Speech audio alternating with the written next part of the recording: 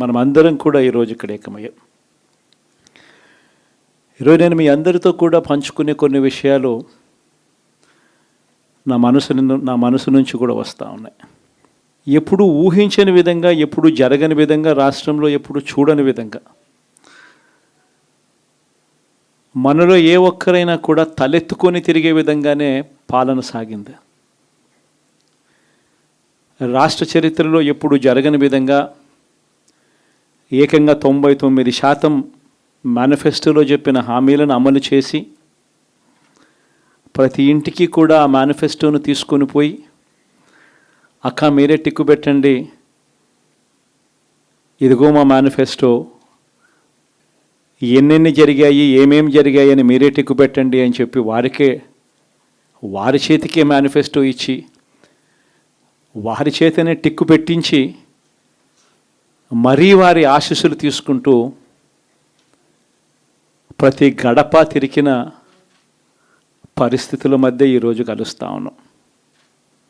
ఇంతవరకు రాష్ట్ర చరిత్రలో ఎప్పుడూ కూడా ఒక మేనిఫెస్టోని ఇంత సీరియస్గా ఎవరు తీసుకున్న పరిస్థితులు ఎప్పుడూ లేవు.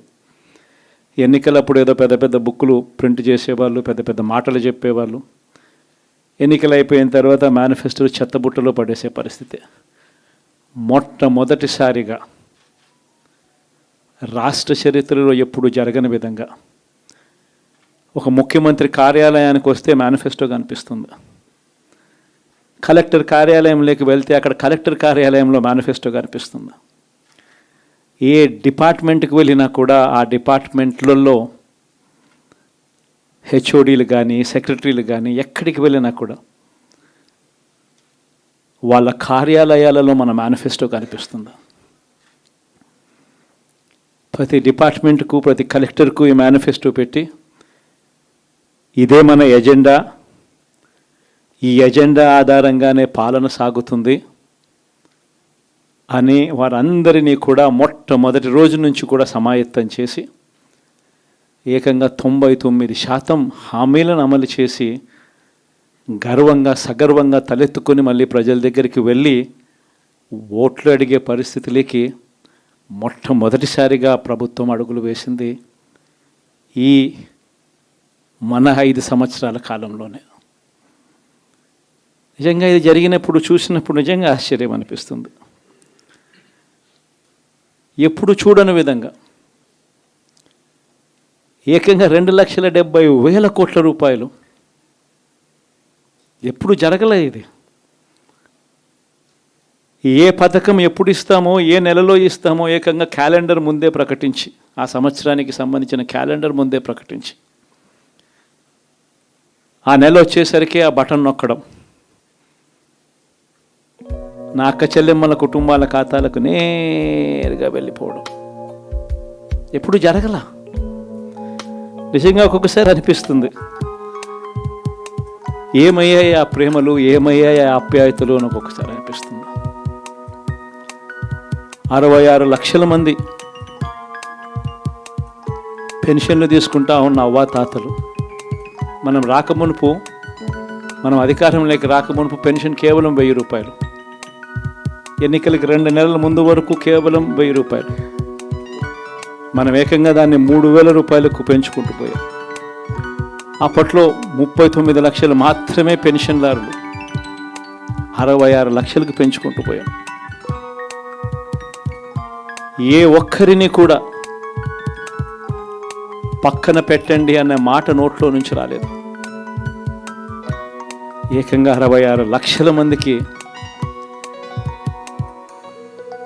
ఇంటి వద్దకే మొట్టమొదటిసారిగా ఇంటి వద్దకే వెళ్ళి వాళ్ళ బాధలు తెలిసిన వ్యక్తులుగా వాళ్ళ చేతికి అందించి వాళ్ళ ఆశీస్సులు తీసుకున్నాం.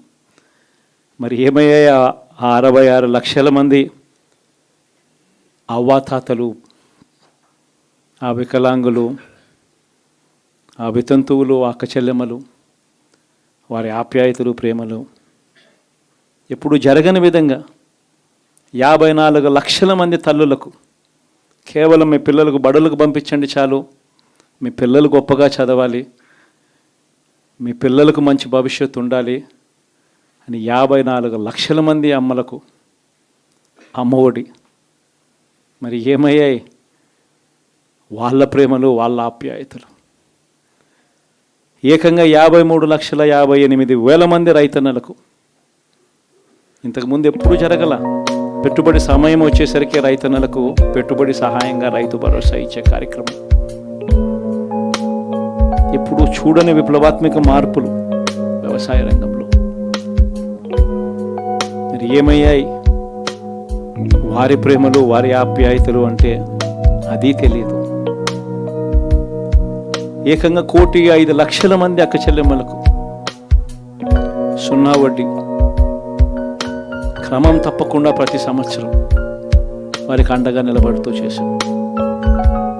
ఏకంగా 79,00,000 మంది అక్క చెల్లెమ్మలకు పూర్తిగా అప్పులతో కుదేలైపోయిన పరిస్థితుల్లో అండగా నిలబడుతూ ఆసరా అనే కార్యక్రమంతో అండగా తోడుగా నిలబడ్డాం. మరి ఏమయ్యాయి వారి ప్రేమలు, ఆప్యాయతలు అంటే తెలియదు. 27 లక్షల అక్క చెల్లెమ్మలకు చేయూత క్రమం తప్పకుండా ఇచ్చాం. ప్రతి సంవత్సరం 30 లక్షల మంది పిల్లలకు మంచి జరిగిస్తూ ఆ తల్లులకే విద్యా దీవెన, వసతి దీవెన. ఏకంగా 31 లక్షల అక్క చెల్లెమ్మలకు ఇళ్ల పట్టాలు. మరి ఏమయ్యాయి వారి ప్రేమలు, ఆప్యాయతలు అంటే తెలియదు. 22 లక్షల ఇళ్ళు గతంలో ఎప్పుడు చూడని విధంగా 3,60,000 మంది నా అక్క చెల్లెమ్మలకు కాపు నేస్తం, 4,96,000 మందికి ఈబీసీ నేస్తం నా అక్క చెల్లెమ్మలకు, 82,000 మందికి నేతన్న నేస్తం, 2,76,000 మందికి వాహనం ఇస్తాం, 16 లక్షల మందికి తోడు అనే కార్యక్రమంతో ఆదుకోవడం, 3,38,000 మందికి చేదోడు, 1,10,000 మందికి పైగా మత్స్యకార భరోసా. ఎక్కడ ఎవ్వరికి కూడా క్రమం తప్పకుండా కోవిడ్ సమస్యలున్న సాకులు చూపలేదు. మంచి చేశాం. ఎప్పుడు చూడని విధంగా, ఎప్పుడు జరగని విధంగా పేదవాడు అనేవాడిని పేదరికం నుంచి బయటికి పర్మనెంట్గా తీసుకొచ్చే దానికోసం అడుగులు పడ్డాయి. అది జరగాలి అని అంటే క్వాలిటీ చదువుల వల్లే జరుగుతాయి అని చెప్పి మొత్తం విద్యారంగాన్ని మార్చాం. 3వ తరగతి పిల్లాడికి టోఫుల్ క్లాసులు, టోఫుల్ పీరియడ్,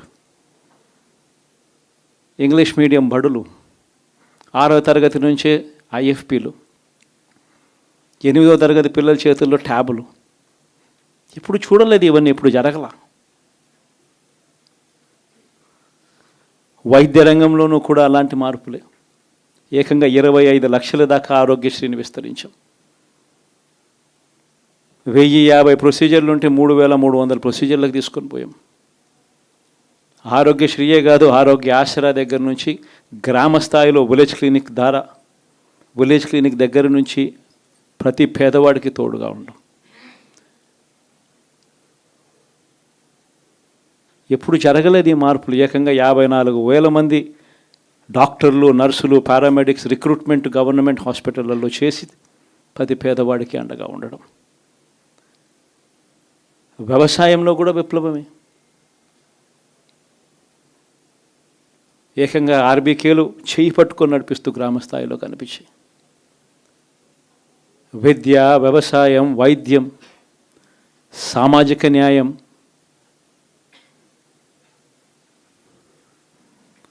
సుపరిపాలనలో ఎక్కడా కూడా తగ్గలేదు.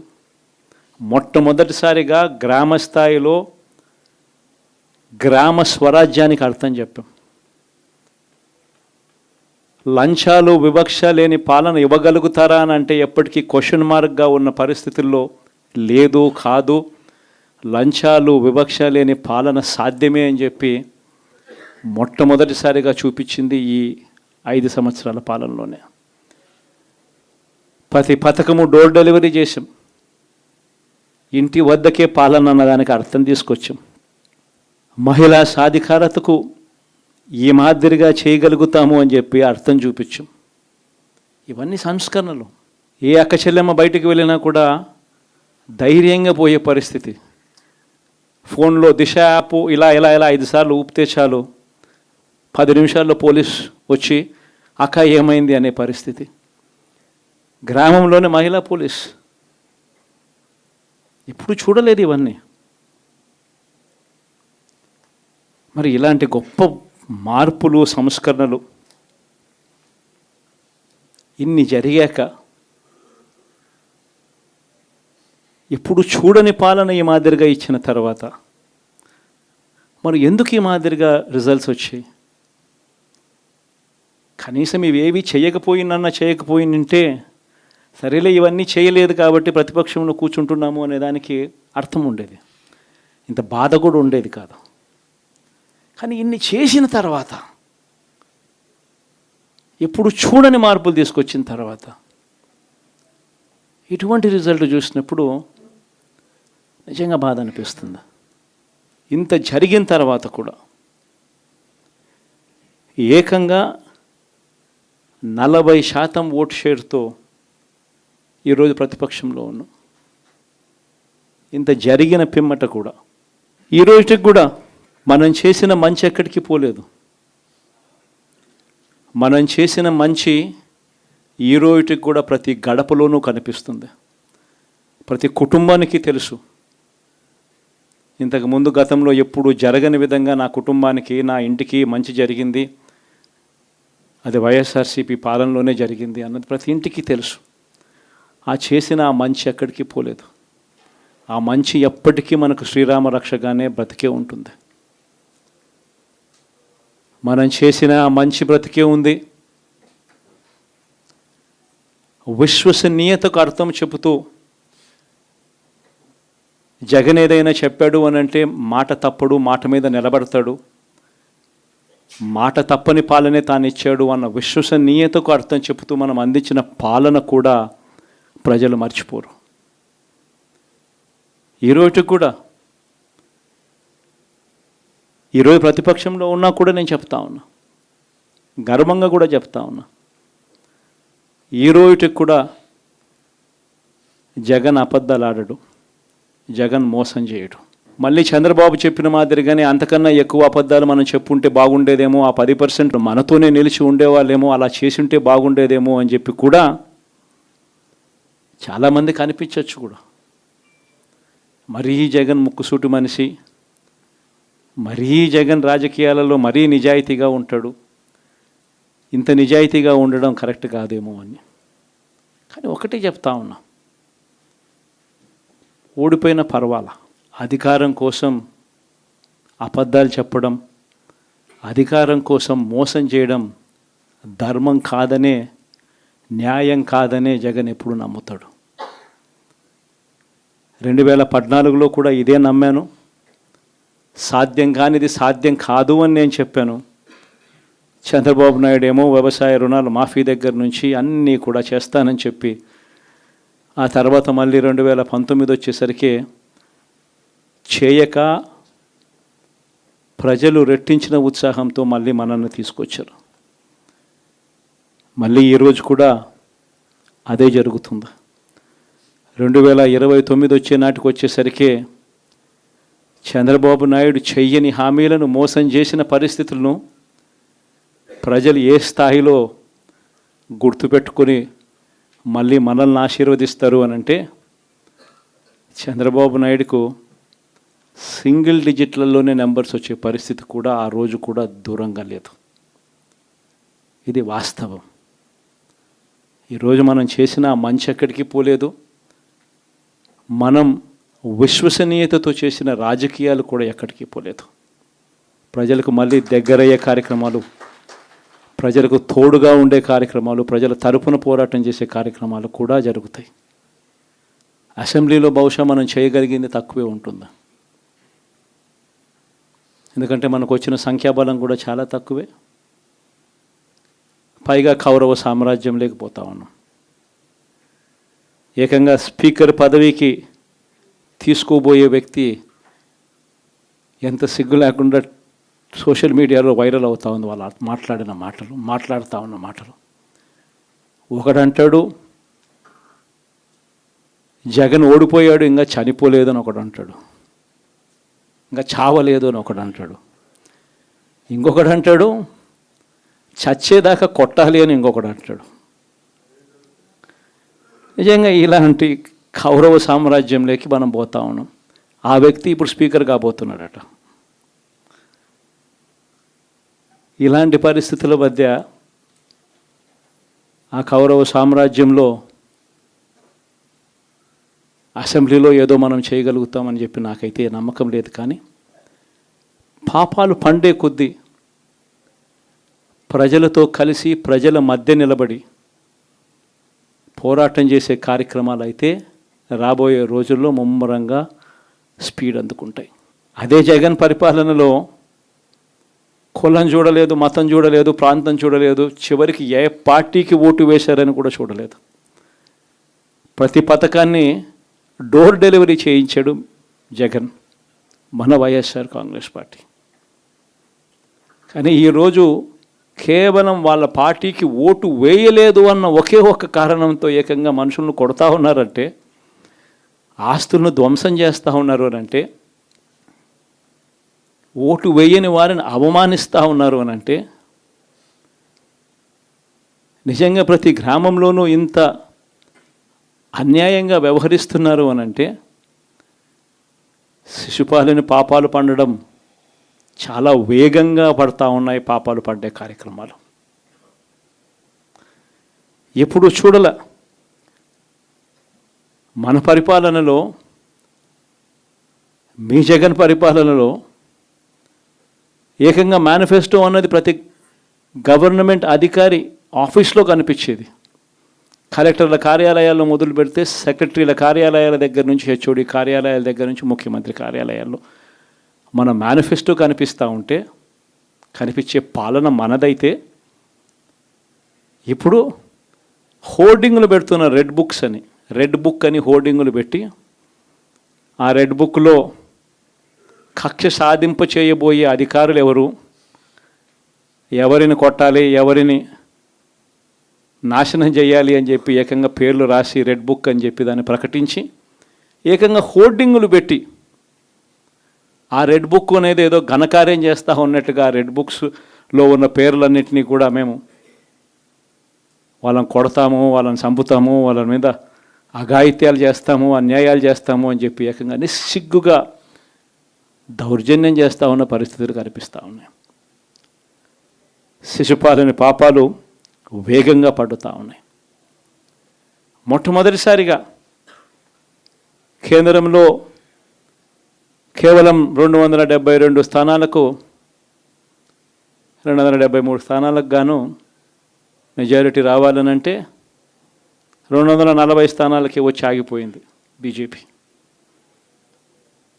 240 స్థానాలకి ఆగిపోయిన పరిస్థితులు మొట్టమొదటిసారిగా కేంద్రంలో ఉన్న పార్టీకి పూర్తి మెజారిటీ లేదు. 240 స్థానాలకి ఆగిపోయిన పరిస్థితులు. మరో పక్క చంద్రబాబు నాయుడు గారికి 16 స్థానాలు అంటాడు. ఎన్డీఏలో తానే చక్రం తిప్పుతా అన్నట్టుగా మోడీ పక్కనే కూర్చొని కనిపిస్తాడు. మరి ఇలాంటి పరిస్థితుల్లో కూడా రాష్ట్రానికి రావాల్సిన ప్రత్యేక హోదా అడక్కపోవడం, ఇలాంటి పరిస్థితుల్లో కూడా రాష్ట్రానికి రావాల్సిన ప్రత్యేక హోదా అడక్కపోవడం, అడిగి సాధించుకోకపోవడం, శిశుపాలని తప్పుల్లో, వరుస తప్పుల్లో, పాపాల్లో ఇవన్నీ కూడా బాగాలే. ఇటువంటి పరిస్థితుల్లో కూడా రాష్ట్రానికి రావాల్సినవి, కావాల్సినవి అడగలేని పాలన, అడగలేని మనిషి రాష్ట్రానికి ఏం సమాధానం చెప్తాడు, రాష్ట్ర పిల్లలకి ఏం సమాధానం చెప్తాడు, రాష్ట్రంలో ఉన్న యువకులకు, పిల్లలకు ఏం సమాధానం చెప్తారు? శిశుపాలని పాపాల్లో ఇవన్నీ కూడా ఇప్పటికే వేగంగా కూడా అందుకుంటా ఉన్నాయి. అదే జగన్ ఉండింటే, అదే వైఎస్ఆర్ కాంగ్రెస్ పార్టీ పాలన ఉండింటే ఈ పాటికే విద్యా దీవెన బటన్ అయిపోయి ఉండేది. జనవరి, ఫిబ్రవరి, మార్చికి సంబంధించిన క్వార్టర్కి సంబంధించిన Vidya Deevena fee reimbursement pending.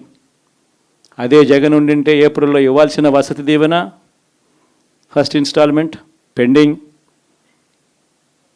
ఇప్పటికే రైతు భరోసా పెండింగ్, అమ్మఒడి పెండింగ్, చివరికి చిన్న అమౌంట్ అయిన మత్స్యకార భరోసా కూడా పెండింగ్. అదే జగన్ ఉండింటే ఈ పాటికి ఇన్ని బటన్లన్నీ ఈ పాటికి అయిపోయి ఉండేటివి. ఒక్క జగన్ తప్పుకోవడంతో, ఒక వైఎస్ఆర్సీపీ పాలన పోవడంతో ఈరోజు అమ్మఒడి బటనింగా రాలా, రైతు భరోసా బటనింగా రాలా, విద్యా దీవెన పెండింగ్, వసతి దీవెన పెండింగ్. ఇప్పటికే ఇక ఇదే అంటుకుంటూ పోతుంది. డిసెంబర్, జనవరి వచ్చే నాటికి ఏమయ్యా ఇవన్నీ మాకు చెప్పావు, 4,12,00,000 మంది ఓటర్ల లిస్టు, ఇందులో సగం మంది ఆడవాళ్ళే, అందరూ 18 సంవత్సరాల పైవారే ఓటర్ లిస్టులో ఉన్నారు అని అంటే, మరి వీరందరికీ 1,500 ప్రతి నెల ఇస్తానన్నాడు, సంవత్సరానికి 18,000.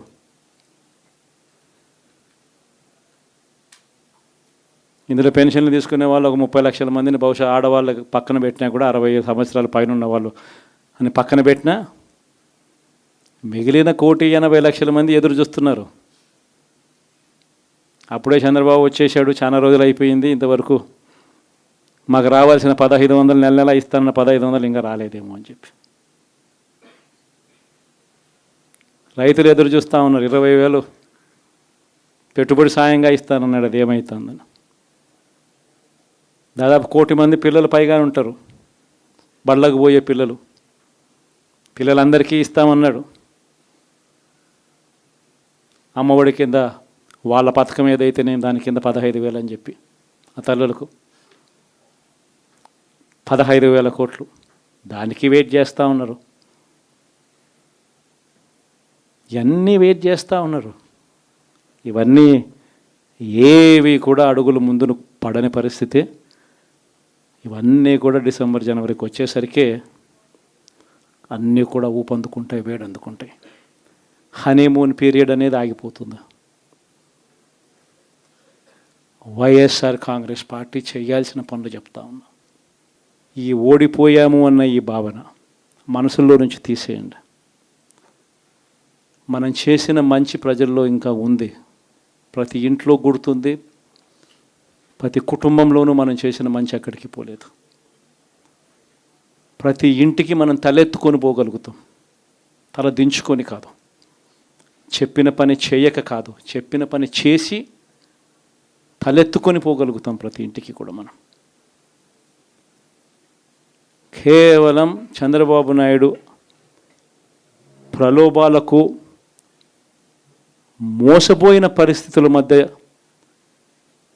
మనకు అంతో ఇంతో అపజయం ఏదైనా జరిగిందేమో. ఆ మోసాలు ఎప్పుడైతే మోసాల కింద తేటతెల్లం అవుతాయో, ప్రజల్లో ఆ సింపతి, మన పట్ల ప్రేమ, ఆయన పట్ల కోపం రెండూ కూడా ఏకమవుతాయి. మనల్ని గొప్ప మెజారిటీలతో మళ్ళీ మనల్ని తీసుకొస్తారు. సో మనం చేయాల్సింది ఏమిటి అని అంటే, ప్రజల మీద మనం కోప్పడాల్సిన అవసరం లేదు, పని లేదు. మోసపోవడం అన్నది ఒక్కొక్కసారి జరుగుతూ ఉంటాయి. మోసపోయిన వాళ్ళకందరికీ కూడా మనం అండగా ఉన్నాము అన్న భరోసా ఇవ్వడం మనం చేయాల్సిన పని. మరీ ముఖ్యంగా మన కార్యకర్తలను మనకు తోడుగా ఉండడం, ఇది మాత్రం ఖచ్చితంగా చెప్తా ఉన్నా. ఇష్టం వచ్చినట్టుగా ఎప్పుడు చూడని విధంగా ఈరోజు కార్యకర్తల మీద దాడులు జరుగుతూ ఉన్నాయి, పార్టీ సానుభూతి పరుల మీద దాడులు జరుగుతూ ఉన్నాయి, పార్టీకి ఓటు వేయలేదు అని ఓటు వేసిన వారిని మీద దాడులు జరుగుతూ ఉన్నాయి. కొన్ని చోట్ల అవమానాలు, ఆస్తుల నష్టాలు, దాడులు, దెబ్బలు తగలడము, ప్రాణాలు కోల్పోవడం కూడా కొన్ని చోట్ల చేశాం. వీళ్ళందరికీ కూడా నేను చెప్పి మీ అందరికీ కూడా నేను చెప్పేది ఒకటి, వీళ్ళందరికీ భరోసా ఇవ్వాలి. ఎక్కడ మీ నియోజకవర్గంలో ఎక్కడ ఏమి జరిగినా కూడా పోండి, మీ తరపు నుంచి సహాయం చేసే కార్యక్రమం చేయండి. పార్టీ తరపు నుంచి కూడా సహాయం అందిస్తుంది, అది కూడా తీసుకొని పోయి కూడా ఇవ్వండి. ప్రతి కార్యకర్తకు తోడుగా ఉందాం, ప్రతి కార్యకర్తకు భరోసా ఇద్దాం. చాలా అవసరం కూడా. మన కోసం కష్టాల్లోనూ నష్టాల్లోనూ మన కోసం నిలబడ్డారు, జెండాలు మోసి నష్టపోయారు, ఓట్లు వేసి దెబ్బలు తిన్నారు, మనకు ఓట్లు వేసి దెబ్బలు తిన్నారు. వాళ్ళందరికీ కూడా తోడుగా ఉండాల్సిన అవసరం ఉంది. ఇదొక్కటే కాకుండా మన ఎంపీటీసీలు, మన జెడ్పీటీసీలు, మన కౌన్సిలర్లు, కార్పొరేటర్లు, వీళ్ళందరికీ కూడా భరోసానే ఇవ్వాలి. మాట్లాడండి. మన పార్టీ మీద అభిమానం చూపించే ఏ వ్యక్తి అయినా మన కార్యకర్తే. ఇలాంటి వాళ్ళందరికీ కూడా తోడుగా ఉండే కార్యక్రమాలు ఖచ్చితంగా జరగాలి. ఇవన్నీ కూడా ఖచ్చితంగా చేయమని మిమ్మల్ని అందరినీ కూడా కోరుతా ఉన్నా. సీరియస్గా నేను చెప్పిన ఈ విషయాలన్నీ కూడా పరిగణలోకి తీసుకోమని కోరుతా ఉన్నా. అండ్ ఇంతవరకు సినిమా జరిగింది ఓన్లీ ఇంటర్వెల్లే. శకుని పాచికల్లో కౌరవులు పాండవుల మధ్య యుద్ధం కూడా గమనిస్తే శకుని పాచికలు అనే సబ్జెక్టు ఓన్లీ ఇంటర్వెల్లే. అప్పుడు శ్రీకృష్ణుడు సమక్షంలోనే జరుగుతుంది. శ్రీకృష్ణుడు ఉండగానే పాండవులు ఓడిపోతారు, శకుని పాచికలతోనే ఓడిపోతారు. ఎప్పుడైనా కూడా మంచే గెలుస్తుంది, ధర్మమే గెలుస్తుంది, విశ్వసనీయతే గెలుస్తుంది, న్యాయం నిజం గెలుస్తుంది, ధర్మమే గెలుస్తుంది. మనం ధర్మం వైపునే ఉన్నాం, ధర్మంగానే రాజకీయాలు చేశాం, విశ్వసనీయతతోనే రాజకీయాలు చేశాం, తలెత్తుకొని ఉండే మాదిరిగానే రాజకీయాలు చేశాం. తల దించుకొని పోయే రాజకీయాలు ఎప్పుడూ చేయలేదు. ఒక అర్జునుడు మాదిరి గెలిచి వస్తాడు, ప్రజలు ఆశీర్వదిస్తాడు. కాబట్టి ప్రతి ఒక్కరు ఇది గుర్తుపెట్టుకోండి.